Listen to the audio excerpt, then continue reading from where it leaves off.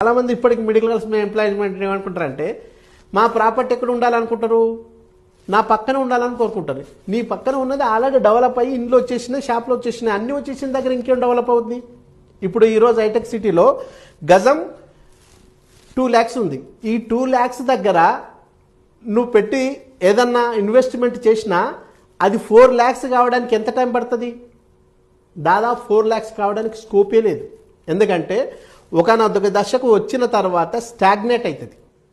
అదే తెలివిగల వాళ్ళు ఏం చేస్తారు, ఏమి డెవలప్ లేని చోట, బాగా డెవలప్ అయ్యేదానికి అవకాశం ఉన్న చోట గుర్తించి తీసుకుంటారు. కాబట్టి తక్కువ పెట్టుబడి పెట్టి ఎక్కువ లాభాలు ఆర్జించి వాళ్ళు కోటీశ్వరులు అవుతారు. కానీ మిడిల్ క్లాస్ వాళ్ళు ఏం చేస్తారు, వాళ్ళకి దీని మీద సంపూర్ణమైన అవగాహన లేకపోవడం వల్ల వాళ్ళ చుట్టుపక్కల తీసుకోవాలనుకుంటారు. వాళ్ళ చుట్టుపక్కల తీసుకుంటే డెవలప్మెంట్ కాదు, అది ఇల్లు కట్టుకోవడానికి పనికొస్తుంది తప్ప ఇన్వెస్ట్మెంట్కి ఎలా పనికొస్తుంది?